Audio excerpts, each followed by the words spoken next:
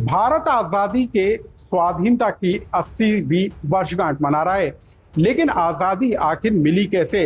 क्या हिंदुस्तान के अंदर छेड़े गए स्वाधीनता आंदोलन की बदौलत ही आजादी मिली, या फिर हिंदुस्तान से हजारों किलोमीटर दूर विदेशी धरती पर भी आंदोलन छेड़कर भारत की आजादी की अलग जगाने का काम हुआ? आज हम आपको अपनी इस कहानी में उन नायकों के बारे में बताएंगे जिन्होंने विदेशी धरती पर बैठकर भारत के आंदोलन का ताना बाना बुना और देश को आजादी दिलाई। सबसे बात पहले महात्मा गांधी की। महात्मा गांधी जो अपने कानून की पढ़ाई करने के लिए विदेश पहुंचे, लेकिन स्वराज की स्थापना करने के लिए वो हिंदुस्तान लौटे और यहाँ पर जो उन्होंने आंदोलन छेड़े वो जो है अंग्रेजी हुकूमत की जड़ों को हिलाने के लिए काफी साबित हुए।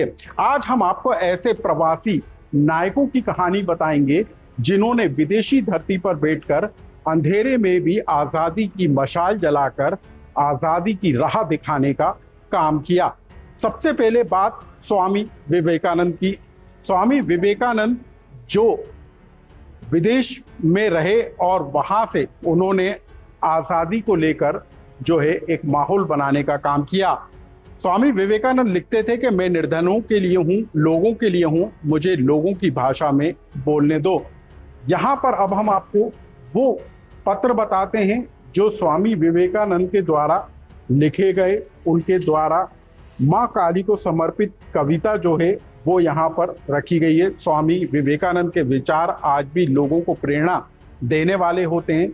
रामकृष्ण मिशन 1897 में स्वामी विवेकानंद ने अपने गुरु योगी रामकृष्ण परमहंस के विचारों का प्रचार प्रसार करने के उद्देश्य से रामकृष्ण मिशन की स्थापना की और ये एक आध्यात्मिक आंदोलन बन गया जिसने भारतीय स्वतंत्रता संग्राम को आकार देने का काम किया। बहन निवेदिता वह नव स्थापित रामकृष्ण मिशन के साथ निकटता से जुड़ी और स्वतंत्रता संग्राम में भाग लेने का काम किया। यानी कि कोई एक चेहरा नहीं बल्कि ऐसे सैकड़ों चेहरे हैं जिन्होंने हिंदुस्तान की धरती के बाहर, हिंदुस्तान की मिट्टी के बाहर, विदेशी मिट्टी पर भारत की आजादी का ताना बाना बुनने का काम किया। हम उन तस्वीरों से अब आपको रूबरू कराएंगे। यहाँ पर आप देखिए कि जो तमाम चित्र हैं, स्वामी विवेकानंद के जो चित्र हैं वो यहाँ पर रखे गए हैं। वह पाश्चात्य देशों में भारतीय ज्ञान के संदेशवाहक थे जिन्होंने योग और वेदांत के दर्शन के प्रचार प्रसार किया। अमेरिका के बहनों और भाइयों को संबोधित करते हुए उनका जो भाषण है वो जमकर लोकप्रिय हुआ था और उस भाषण के बूते पर भारत ने अपनी एक अलग साख छोड़ने का काम किया था। आज हम बात करते हैं दादा भाई नेरोजी की। अग्रणी अर्थशास्त्री के रूप में उनको पहचाना जाता है।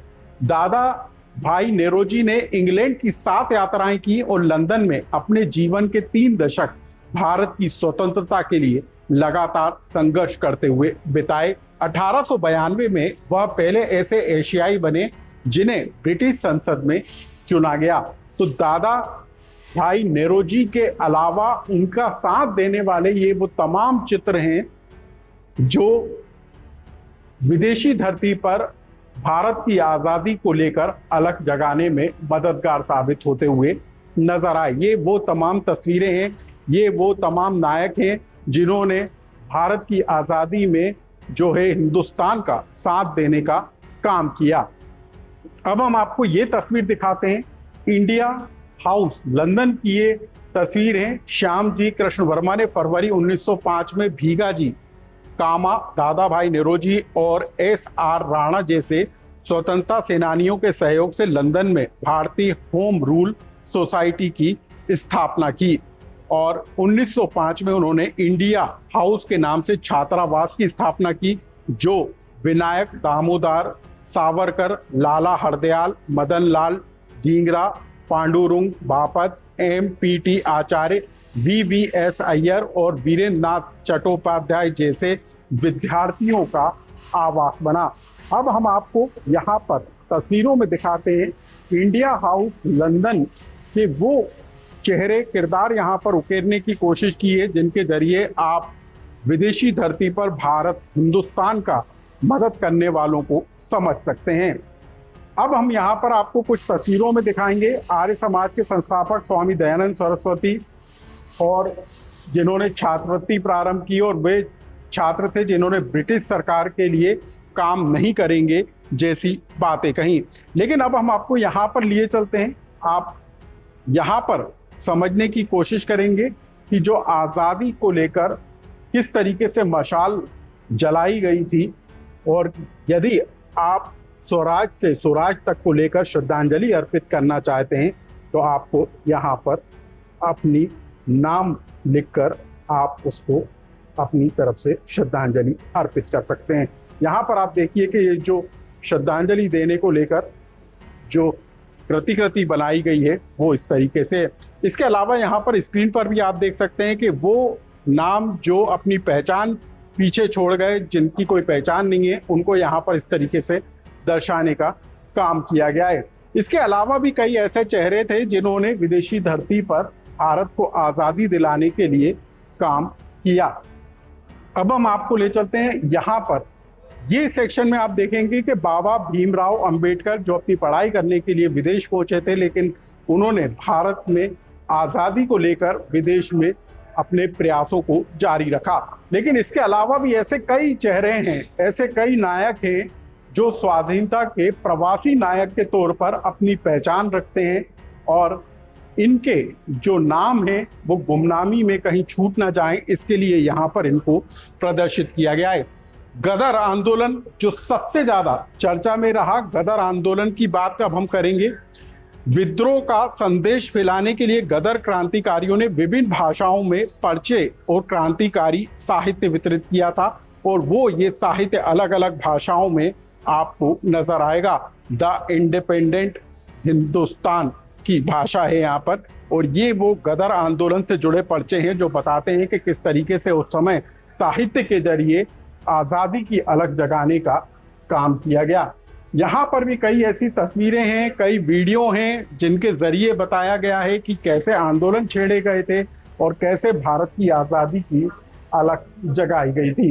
गदर आंदोलन जो सबसे ज़्यादा चर्चा में था, अक्टूबर 1913 में लाला हरदयाल और संयुक्त राज्य अमेरिका में उनके सहयोगियों ने गदर समाचार पत्र के प्रकाशन का प्रस्ताव रखा, और जिसे हर सप्ताह सैन फ्रांसिस्को से प्रकाशित किया गया। अब हम आपको वो तस्वीर बताते हैं जो हिंदुस्तान की धरती पर नहीं लेकिन विदेश की धरती पर एक अलग जगाने वाला था, स्वराज की राह पर ले जाने वाला था, और उसका नाम था नेताजी सुभाष चंद्र बोस।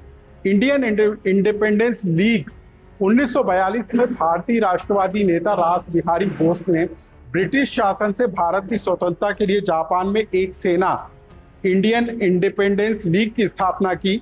1943 में उन्होंने इसकी कमान नेताजी सुभाष को सौंपी, और नेताजी ने आज़ाद हिंद रेडियो की शुरुआत की थी।